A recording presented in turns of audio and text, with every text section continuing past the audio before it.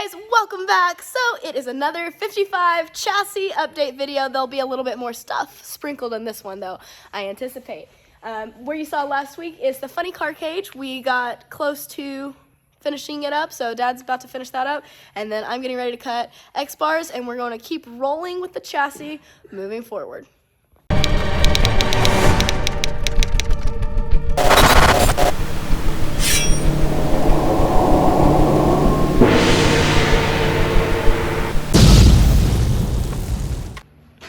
While Dad is working on chassis tubing, I'm going to be working on brackets for the 4-link. So something that I'm really excited to use and to do is, so I'm going to draw the brackets, but rather than cutting them out with our homemade plasma table, we don't have a real plasma table, rather than cutting them out with that, I'm going to use the website called Send Cut Send. So basically you upload your file and they give you an instant quote. They've got tons of different materials to choose from. We're going to be using a 4130 chromoly plate, so they actually do have that in stock. So upload those, send an instant quote, and then they cut them out and then they send them to you. It's that easy. Send, cut, send. Quick, simple, easy. So I actually found that from somebody I met from SEMA.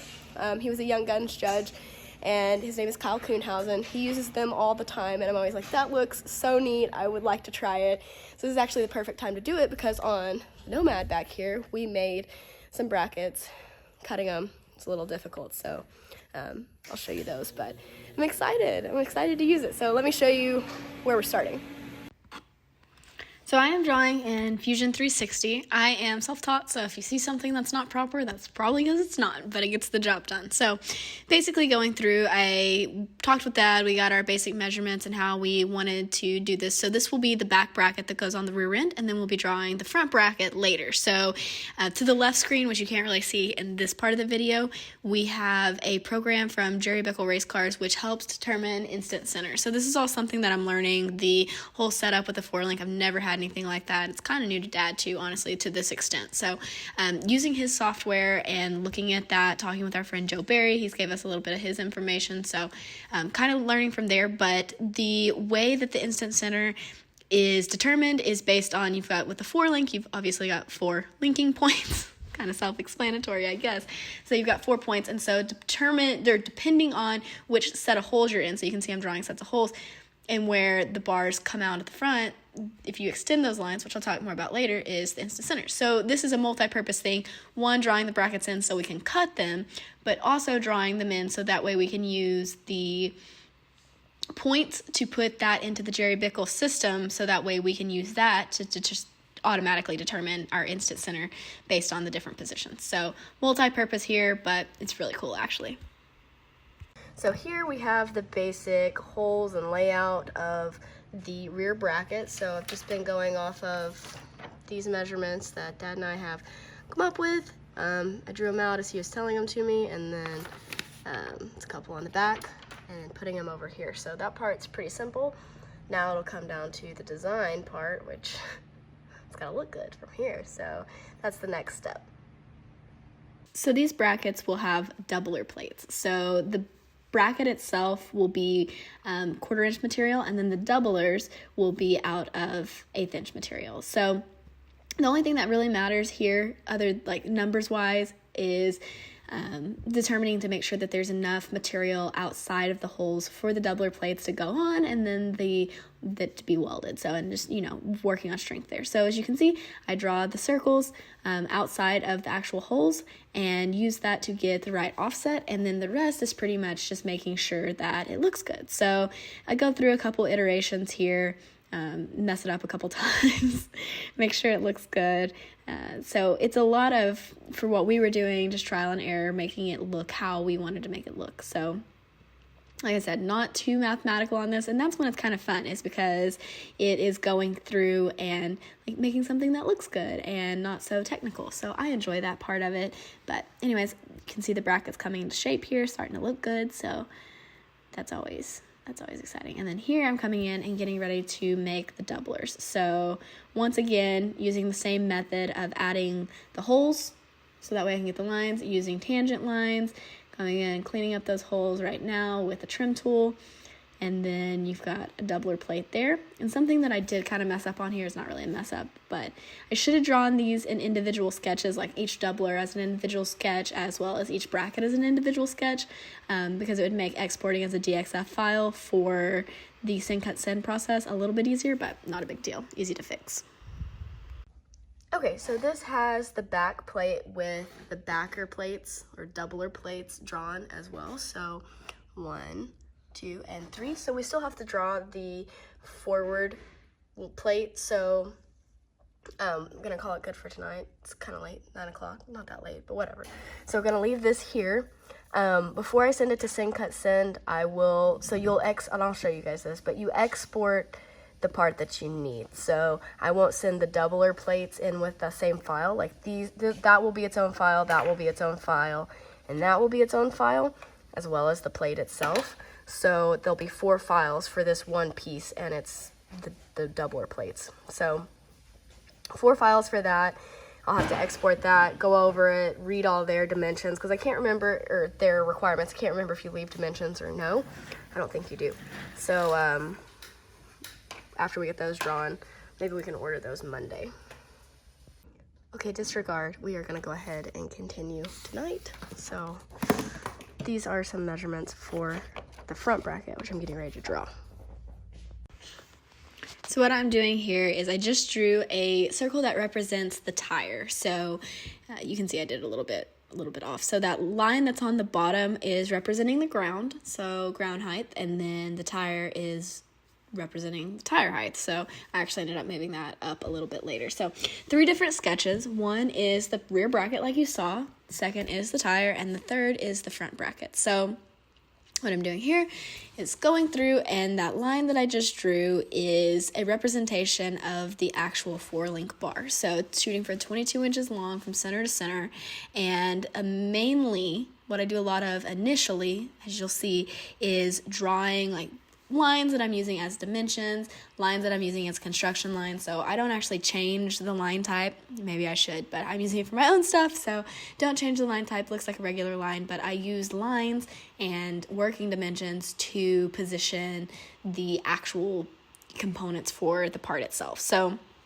that's what you're seeing a lot of right here, is just going through and checking measurements and coming up with dimensions. So that's how I do it. That's my method to the madness. Once again, don't know if it's proper, but the circle I just drew is where the front 4-link bracket will attach to the chassis. So that's the bottom hole, and then up is the second bar. So 2 bars for attachment points, and so that's the 2 that we'll be attaching to. So here, the circle I just drew, and this I'll mess up multiple times. Not really messed up, it's just trial and error. So I just drew the circle, and if you think about a 4-link, so if you're swiveling from, a point, 1 point, front or back, you are going to be swinging, if your bar is 22 inches, at a radius of around 22 inches. So give or take, you go from the bottom point up, it'll be a little bit longer or shorter given the pattern. So use that circle to come up with a 22-inch sweep.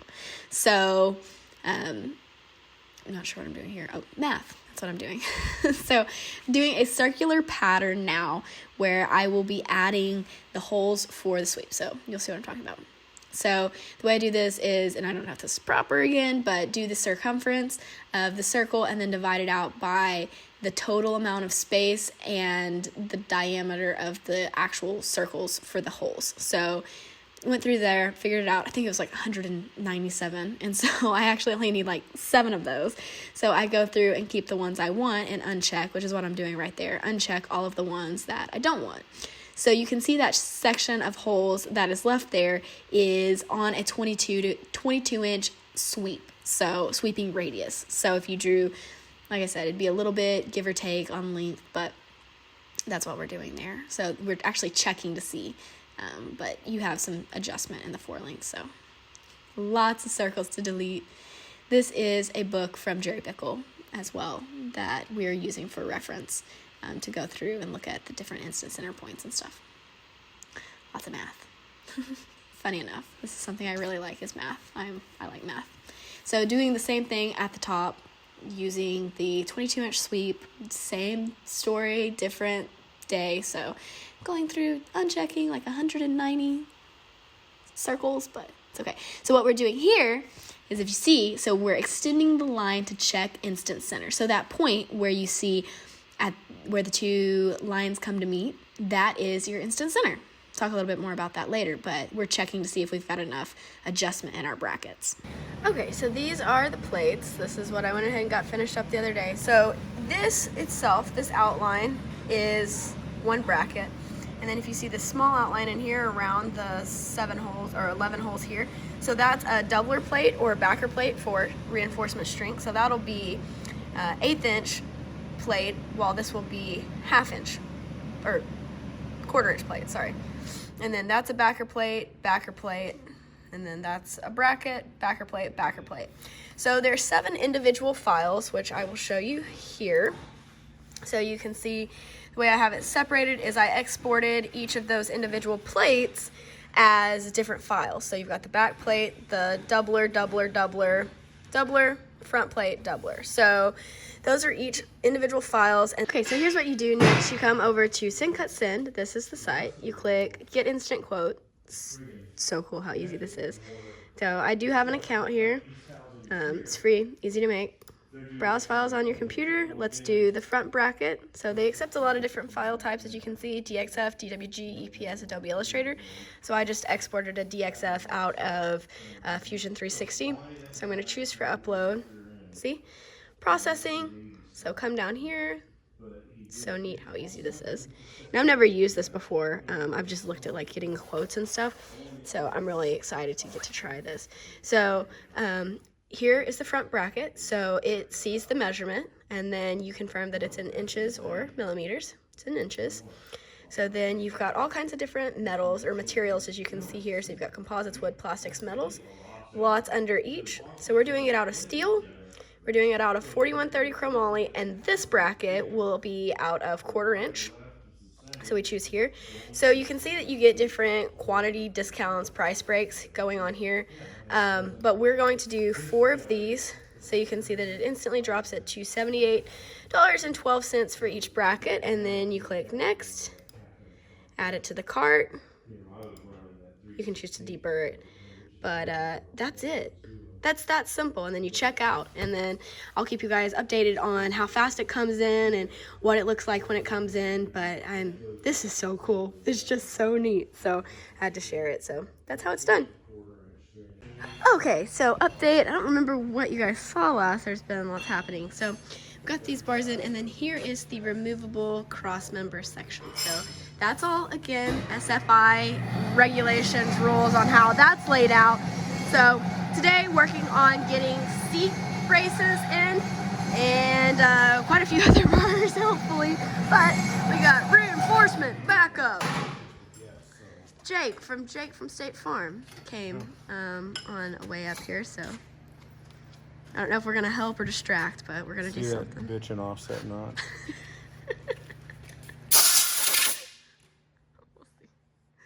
So anyways, there's multiple of us today, but should be some stuff happening.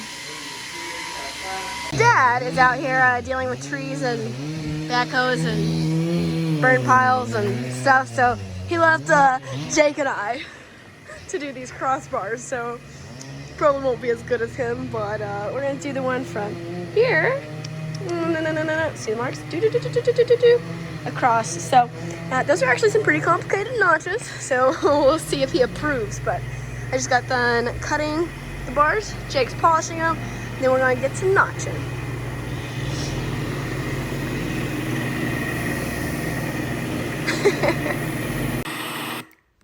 Okay, so here I am cutting the second bar for that crossbar. So I was working on this side, and then Jake started working on the other side. Lots and lots of notches set up. As you can see, I'm getting really precise with my angle finder, with my finger for an angle finder. But anyway, so back and forth here. This is literally the case of cut, or measure twice, cut once. So trying to be super, super careful. So these cuts were all super hard because they're offset notch on a small diameter tube, and they are going into 1.5 and 1 5/8 tubes. and they are also just complicated notches. So the one that you don't see in the back corner that meets at the funny car cage and that lower left corner or lower driver's side corner at the rear, that is like a 2 or 3 direction notch. And then at the front where it meets, where the front bar meets the inner main frame rail, that's also a complicated notch. So we literally spent probably, I don't know, 3 or 4 hours on 6 bars. It was longer than that, probably 4 hours on 6 bars. So it's time consuming, but it's one of those things, like, you want a good fit. These were some of the hardest bars. And so Jake had not done this previously, and he actually said, he was like, man, like, we worked all day and we got 6 bars. And I said, that's a good day. Like, some days we get 2 bars. So I know it looks like it's flying, and some days we do make incredible progress, but on these days where it's like complicated bars, it can be slow, but it's worth it. Okay, so I got that bar and that bar, the back bar. I got those. And then I started on this one, but kind of messed it up. That's a hard bar. And then Jake just did the one for that side, and then Dad got those 2. So I think Dad did his bars in a 52nd of the time that it took. I don't think so. I don't think so, Tim. It seemed like it, but apparently these are just hard bars because they're offset up so that the floor will lay flat, and then they're also angled, and They have everything you can do to a bar. complicated. So it looks pretty good though. So getting this tacked in, and then one more back there. How's your bar cutting experience going? Not bad. I think it needs a little bit more trimming, but it's close. Nice. Making so much progress here. So Dad started off with welding. I was cutting a bar, cutting the door crossbar. So Dad's like, well, you do that, I'm going to weld. There's going to be so many hours worth of welding. He's already done a lot of hours, but it's going to end up taking the body off and then, doing put it in a rotisserie and weld it. So lots of welding ahead, but that's what he's doing here. And you can see we have a great crew standing over here, the talking crew, lots of supervisors at work. So Mom came over and helped me. She's the handy-mandy lady behind the camera turning it as I'm working, but she comes over and helps me tighten it up. So this is one of the crossbars for the door.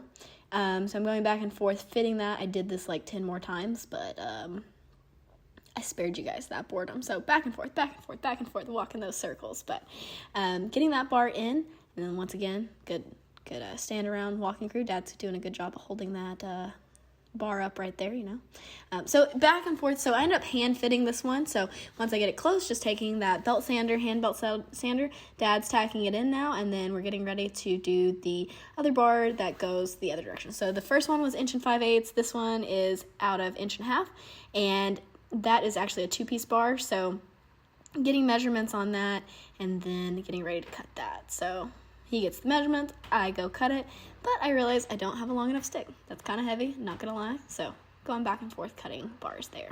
Once we get this wrapped up, that means that pretty much 2/3 of the chassis is done, which we do have done by the end of this episode. And then when the struts make it from Summit, the strange struts from Summit deliver, we will get the front wrapped up. But that will be a much simpler, many less bars for the front. So while it's 2/3 of the car, I'd say we're closer to probably 4/5 of the way done, but lots of just fitting going on. So we got a lot done this weekend on the car, but there was still a lot to do. See Dad sitting in the chair over there? That's his. Would you please hurry up so we could go home, because it's taking you forever to do this one bar. No, I'm kidding. He really doesn't. He's pretty easygoing with my slowness sometimes, but sometimes I feel slow. I don't know that I'm that slow, but it's just a lot of process. So I get it. We make sure it's straight, and then he comes and tacks it in. Progress update. So you guys saw some time lapse going on yesterday before camera died. So X bar in. Dad got lots of welding done, and he is starting on X bar. Or no, I guess you're doing, which one are you working on? Funny car bar or X bar? Just do door X diagonal. Right there. Getting that side in. So also for the next video that you'll see, fiberglass. So won't be in this video, but up next, getting doors ready. So back to bars for now. Okay, send cut send update. So I did get these pieces ordered. So the order was received, and then we'll know when they're being cut and then when they're shipped. So it's free 2-day shipping on it, so get it quick. So I ordered all the brackets, so I should, I don't guess I'll have an update in this video on this. But anyways, stay tuned for the next one, because like I said, I'm pumped about this. So that's that. Super simple order. 8 more bars tonight. So gusset, gusset, gusset, gusset. Dad got the X brace in, and then door brace, and then that part of the funny car cage. So I think it's time for you to talk about what we got done, and I know you're probably getting excited that it's getting close to being wrapped up, at least the inside. I am excited. This what, like, I think I counted the other day, there was 2,384 bars in there.